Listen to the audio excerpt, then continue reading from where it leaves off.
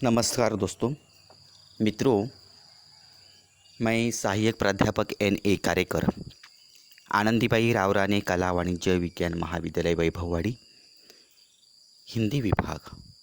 दोस्तों प्रश्न पत्र 4 पेपर 4 का अध्ययन हमारा शुरू है और इस पेपर में हम इकाई 3 की चर्चा कर रहे हैं अभी। तो इकाई 3 में हमने संत काव्य देखा है, सूफी काव्य देखा है। आज हम राम काव्य देखेंगे, राम भक्ति काव्य। तो राम भक्ति काव्य की विशेषताएं के ऊपर ज़्यादातर हम विचार करने वाले हैं।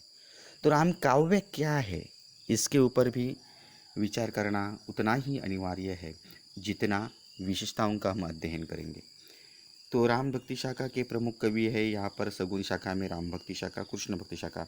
तो आज हमारा अध्ययन होगा राम भक्ति शाखा का, जिसमें प्रमुख कवि है तुलसीदास है। तो इस राम भक्ति शाखा का अध्ययन करते हुए तुलसीदास, स्वामी अग्रदास, नाभादास, प्राणचंद्र चौहान, हृदयराम आदि का जो जिक्र वहाँ पर आ जाने वाला है। तो साथ साथ राम भक्ति काव्य क्या है, चलो तो इस काव्य क्या है यह देखते हैं। भक्ति काल की सगुण भक्ति धाराओं में राम भक्ति काव्य की जो लंबी परंपरा रही है, वह वेदों में कुछ स्थलों पर राम शब्द का प्रयोग हुआ है। राम के जीवन से संबंधित पहला महाकाव्य किसने स्वीकार किया, तो वह वाल्मीकि रामायण को स्वीकार किया जाता है। इस प्रेरणा से ही राम काव्य की परंपरा जो है, वाल्मीकि रामायण ने केवल देश में ही नहीं, तो यह परंपरा शुरू हुई और वाल्मीकि रामायण ने न केवल देश में ही नहीं बल्कि विदेश को भी इससे प्रभावित किया है और राम साहित्य रचा जाने लगा। वाल्मीकि के राम मर्यादा पुरुषोत्तम थे, उसमें अवतारवाद नहीं था। उपनिषद में राम के को अवतार स्वीकार कर लिया गया। पुराणों में भी राम काव्य दृश्य के प्रसंग दिखाई देते थे। डॉक्टर सोनटक्के जी के अनुसार अगस्त सुतीक्षण संवाद संहिता में राम के अनेक अलौकिक गुणों का समावेश उन्होंने किया है, उसे महत्व भी दिया है। अध्यात्म रामायण, आनंद रामायण, अद्भुत रामायण, युशुंडी रामायण, हनुमन संहिता, रागोल्लास आदि ग्रंथों में राम कथा की धार्मिक एवं दार्शनिक व्याख्या यहाँ पर प्रस्तुत की गई। वराह हो, अग्नि, लिंग, वामन, ब्रह्म, गरुड़, स्कंद, पद्मवैवर्त आदि पुराणों में राम कथा के अनेक जो प्रसंग है, वह प्रसंग हमारे सामने आ जाते हैं, दृष्टिगोचर कर सकते हैं। बौद्ध जैन ग्रंथों में भी राम कथा का प्रयोग हुआ है। धार्मिक ग्रंथों के अतिरिक्त अन्य संस्कृत, प्राकृत, अपभ्रंश साहित्य में राम काव्य की जो परंपरा रही है वह विख्यात है। राम काव्य का उद्भव जो है वो वाल्मीकि रामायण से शुरू होता है या हुआ है। पाश्चात्य राम भक्ति रामानंद द्वारा विकसित होकर तुलसी के रामचरितमानस के द्वारा हिंदी भक्ति साहित्य में यह प्रवाहित हुई है। तुलसी पूर्व विष्णुदास, अग्रदास, ईश्वरदास आदि ने राम कथा लिखी, किंतु राम काव्य के प्रमुख प्रवर्तक जो रहे हैं वह कौन है, तो वह तुलसीदास जी हैं। तो राम काव्य के प्रमुख कवि तुलसीदास तो है ही। तो भक्तिकालीन हिंदी सगुण भक्ति काव्य के अंतर्गत राम भक्ति काव्य के प्रमुख प्रवर्तक तुलसीदास जी है। राम भक्ति की प्रतिष्ठा रामानंद द्वारा हुई है। रामानंद की भक्ति और विचारधारा से तुलसीदास बहुत प्रभावित थे। राम भक्ति काव्य विकास में कई कवियों ने अपना योगदान दिया है। उनमें प्रमुख है अग्रदास, ईश्वरदास, तुलसीदास, जनजसवंत, नाभादास, केशवदास, प्राणचंद्र चौहान। यही यहाँ सभी का संक्षेप में परिचय तो दिया जा सकता है, लेकिन राम भक्त साहित्य के प्रवर्तक जो है वह तुलसीदास है। इसके ऊपर ज़्यादा हम विचार करने वाले हैं। तुलसीदास के जन्म के संबंध में अनेक विद्वानों ने अपने मतभेद दिए हैं। अंतर साक्ष्य के आधार पर इनकी जन्मतिथि 1532 अधिक युक्ति संगत प्रतीत होती है। इनका जन्मस्थान राजापुर बताया गया। जनश्रुति के आधार पर तुलसीदास जी के पिता का नाम जो है वह आत्माराम दुबे और माता का नाम हुलसी था। इनका विवाह दीनबंधु पाठक की कन्या रत्नावली से हुआ था। इनका बचपन विपन्नावस्था में गुजर चुका था। माता पिता के छोड़ जाने पर बाबा नरहरिदास ने तुलसीदास का लालन पालन किया, इनका पालन पोषण किया और ज्ञान भक्ति की शिक्षा भी उनको दे दी। विवाह पश्चात उन्हें संतान प्राप्ति हुई थी, किंतु अल्पायु में उसकी मृत्यु हो गई थी। पत्नी के प्रति अत्यधिक आसक्ति थी। एक बार पत्नी द्वारा भर्त्सना इस तरह से की गई कि लाज ना आई आपको दौरे आए हो साथ। मेरी तब दाम्पत्य जीवन से विमुख होकर प्रभु प्रेम की ओर यह उन्मुख हो गई। उन्होंने कई जगह की तीर्थ यात्रा की। अंततः काशी में ही अपना स्थायी निवास उन्होंने बनवाया। इसी अवस्था में साहित्य सर्जना आरंभ हुई। इनके गुरु नरहरिदास माने जाते हैं। इनके गुरु ने ही राम कथा सुनाकर राम भक्ति की ओर उनको प्रवृत्त किया और उनकी मृत्यु अत्यंत पीड़ादायक अवस्था में हो गई थी। तुलसीदास ने 12 ग्रंथों की प्रामाणिक ग्रंथों की रचना उन्होंने की है।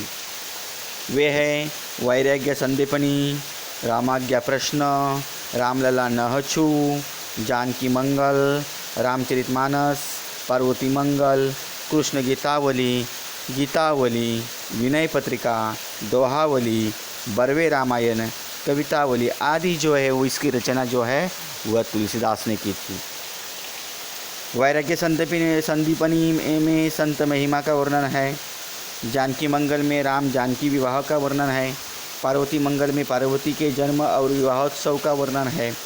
कृष्ण गीतावली में कृष्ण की बाल लीला एवं गोपियों का विरह वर्णन है। विनय पत्रिका में राम के प्रति कवि का विनय भाव अभिव्यक्त है। आदि ग्रंथों में इन्हीं विषयों को लेकर उन्होंने अपना विवेचन, प्रसंगों का विवेचन उन्होंने दे दिया है। तो दोस्तों, राम भक्ति काव्य धारा की जो विशेषता है, इस विशेषताओं को आज हम देखने वाले हैं। तो उनमें से जो विशेषता है यहाँ देखिए कि प्रमुख विशेषता जो है इसमें रामचरित का प्रमुख विषय सेवक सेवे भाव की भक्ति, स्वांता सुखाय की रचना, समन्वय की भावना, शिवम की भावना, मर्यादा की प्रधानता आदि मैंने यहाँ पर पीपीटी में मैं विशेषताएं दे दी है। लेकिन जो विशेषताएं हैं, यह विशेषता अब मैं बताने जा रहा हूँ इससे भी अलग, इससे भी समान होंगी, लेकिन थोड़ा सा अलग यहाँ पर कुछ भाग है। यही भाग हम समझ कर ले लेने वाले हैं।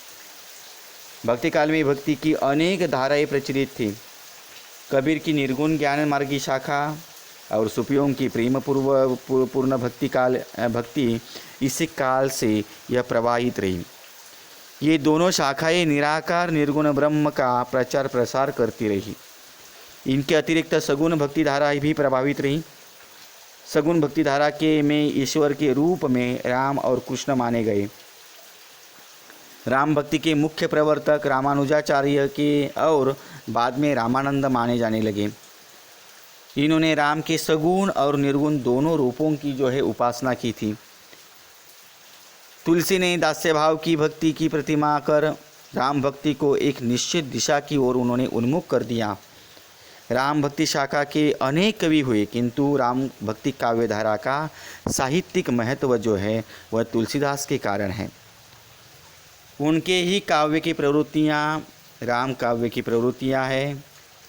उनका विवेचन यह जो है वह देखने वाले हैं। उसमें पहली जो विशेषता है राम का स्वरूप है, यानी रामचरित का प्रमुख विषय जो है। राम भक्त कवियों के उपास्य देव भगवान विष्णु के अवतार से राम हैं, तो वे परब्रह्म स्वरूप है। राम पाप का नाश करने हेतु और धर्मोद्धार के लिए युग में अवतरित होते हैं। राम विष्णु का अवतार है और भक्त कवि मानव रूप में उसके साधक है। राम भक्ति के अनुरूप श्री राम में शील, भक्ति और सौंदर्य का समन्वय है। अपनी शक्ति से वे दुष्टों का खात्मा करते हैं और भक्तों को संकटों से मुक्त करते हैं। वे अपनी करुणामयता से पतितों और अधर्मों का उद्धार करते हैं। इस प्रकार भगवान श्री राम का लोकरक्षक रूप प्रधान है। वे आदर्श के प्रतिष्ठापक है। यही कारण हो सकता है भगवान राम सीता के नाम पर प्रेम का चित्रण नहीं हुआ है। कालांतर में राम भक्ति परंपरा में रसिकता का उदय हुआ और उसमें सखी संप्रदाय की स्थापना हुई, परंतु यह सब कृष्ण भक्ति साहित्य के अनुकरण पर ही हुआ है। दूसरा जो है वह समन्वयात्मकता है, यानी सेवक भाव की भक्ति जो है। स्वांता सुकाय की रचना जो है सगुण भक्ति धारा के काव्य का स्वरूप, राम काव्य का स्वरूप जो है वह अधिक व्यापक है। राम काव्य में एक विराट समन्वय की भावना है।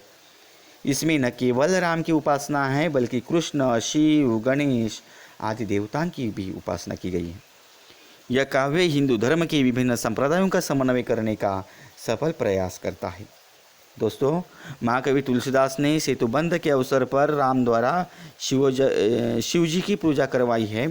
शिवद्रोही मम दास कहावा, सोर नर मोही सपने हूँ नहीं भावा।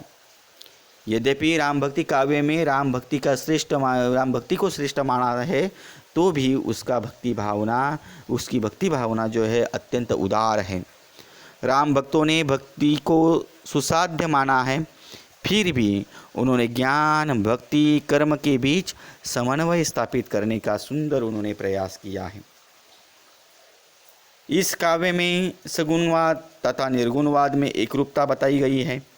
राम भक्तों का अपराध्य सगुण भी है और निर्गुण भी, तो भी भगवान का सगुण रूप भक्ति सुलभ है। दोस्तों, देखा जाए तो लोक संग्रह की भावना अगली विशेषता इसकी है। राम काव्य लोक कल्याण की भावना की दृष्टि से भी यह अत्यंत महत्वपूर्ण है। जनसाधारण के लिए यह अत्यंत निकट का महसूस होता है। इन्होंने गृहस्थ जीवन की उपेक्षा नहीं की है। राम और सीता के माध्यम से जीवन स्तर को ऊंचा उठाने का प्रयास किया गया है। राम काव्य का आदर्श पक्ष जो है वह अत्यंत उच्च है। भगवान श्री राम आदर्श पुत्र है, राजा है, पत्नी सीता आदर्श पत्नी है, कौशल्य आदर्श माता है, लक्ष्मण भरत आदर्श भाई है, हनुमान आदर्श सेवक है, सुग्रीव आदर्श सखा है। राम काव्य में जीवन का मूल्यांकन आचार व्यवहार की कसौटी पर किया गया है। स्वयं भगवान श्री राम मर्यादा पुरुषोत्तम है। आदर्श की प्रतिष्ठा उनकी अथ और इति है। इसी तरह की भावना यहाँ पर उन्होंने दी है। दोस्तों, इस भाग में हम इतना ही देखते हैं। अगले भाग में हम देखेंगे जो बची हुई जो विशेषताएं हैं, इसका विवेचन हम देखने वाले हैं। फिलहाल आज हम यही रुकते हैं। आप इस वीडियो को ध्यान से सुनिए और राम भक्ति की विशेषताएं जो है, राम भक्ति शाखा की विशेषताएं जो है, इसका अध्ययन करिए।